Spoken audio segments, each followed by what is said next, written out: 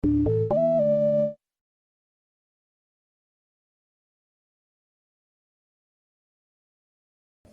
CIMB Liga Super Malaysia 2020 bagi peluaran minggu ke-11 di antara Melaka dan Johor Darul Takzim.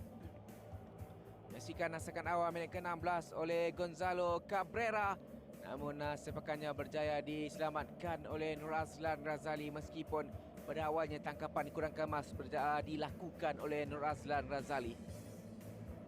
Dan kemudian Gonzalo Cabrera sekali lagi cuba untuk menguji Nur Azlan menuju sepakan dari jarak jauh. Namun sepakannya tinggi melewati palang gol. Meskipun dia berjaya melepasi kawalan Anas Rahmat. Dan kemudian peluang terbaik JDT untuk memulakan jaringan tidak berjaya dilakukan oleh Cabrera apabila percubaannya pada minit ke-20 berjaya diselamatkan dengan cukup baik oleh Nur Azlan Razali yang bertindak cukup baik sebenarnya pada separuh masa yang pertama. Dan kemudian tandukan dari Syafiq Ahmad sedikit tersasar dari gawang gol Melaka. Kemudian satu cubaan tepat dilakukan di separuh masa pertama oleh Melaka. Pada minit ke-41, melalui cubaan yang dilakukan oleh Sony Nordeh. Namun sepakannya mudah untuk diselamatkan oleh Fariza Malias. Masuki dan di penghujung menuju ke penghujung separuh masa. Minit ke-37 sebenarnya. Hantaran daripada Gonzalo Cabrera berjaya ditepis sedikit oleh Nur Azlan untuk menghalang Syafiq Ahmad daripada menghasilkan jaringan.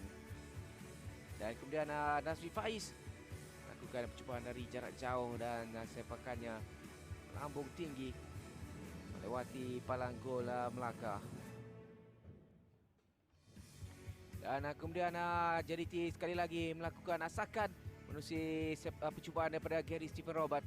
Namun sepakan kaki kiri Gary Stephen Robert sedikit tersasar di sebelah kiri gawang gol Melaka. Dan di separuh masa yang kedua, percubaan terbaik untuk JDT membuka jaringan muncul seawal minit ke-47, namun tandukan daripada Gonzalo Cabrera diselamatkan oleh Nur Azlan Razali. Dan Romel Morales juga cuba membalas pada minit ke-50, namun sepakannya tinggi melewati palang gol Johor Darul Takzim. Dan kemudian sekali lagi sepakan percuma berjaya diperoleh oleh Melaka, namun sepakan yang diambil oleh Uci Akbar berjaya diselamatkan oleh Fariza Malias. Dan kemudian sepakan penalti dihadiahkan kepada Johor Darul Takzim apabila Fernando Rodriguez dijatuhkan pada minit ke-68 untuk memberikan JDT sepakan penalti yang disempurnakan dengan cukup baik oleh Leandro Velasquez pada minit ke-69 untuk JDT mendahului 1-0 ketika itu. Dan kemudian Syafiq Ahmad berjaya untuk melepasi perangkap offside dan ketenangan yang dipamerkannya membolehkannya masukkan jaringan kedua JDT pada minit ke-74 untuk meletakkan JDT 2 gol mendahului ketika itu.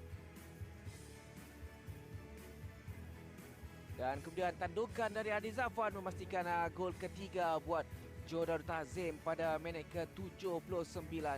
Sepakan penjuru dari Leandro Velasquez berjaya untuk menghasilkan memudahkan ataupun mengumpan Aidil.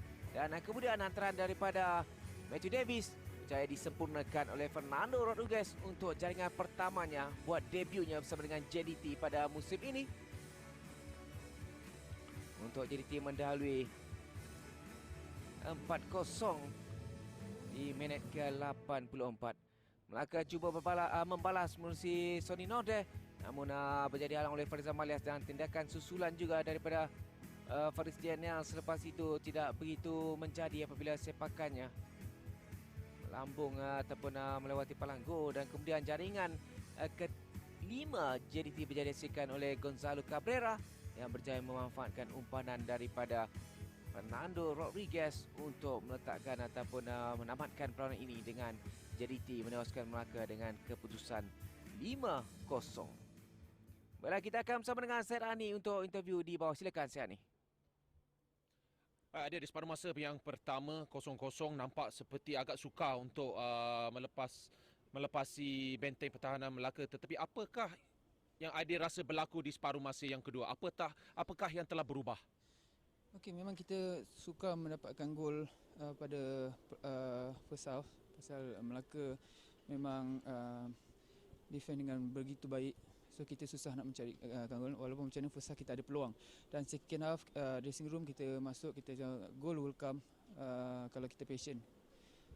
Alhamdulillah kita patient dengan bola. Kita bermain, kita tak banyak melakukan kesilapan dan kita bermain dengan bola dan akhirnya apabila kita dapat menjadikan satu gol, gol akan datang kemudian. So benda ni terjadi pada second half. Dan adakah keyakinan daripada jaringan yang pertama tu memberi impak yang besar kepada rakan-rakan? Ya, memang gol pertama tu membuat kita lebih confident dengan bola. Macam kita plan daripada second half tadi, gol akan datang apabila kita dapat menjadikan satu gol. Satu gol, dua gol dan tiga gol, seterusnya kita sudah stable dan yalah, kita bermain dengan begitu selesa pada hujung-hujung perlawanan. Dan walaupun 5-0 tetapi adakah anda rasa ia tetap sukar apabila berhadapan dengan penyerang Melaka? First half kita tak banyak attack. Okay, kita banyak pasal kita pressing dengan begitu baik daripada atas sehingga ke bawah.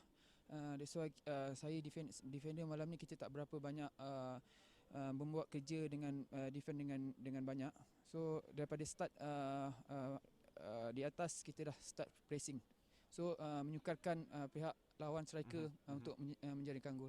Alright, terima kasih Aidil. Good clean sheet and good win.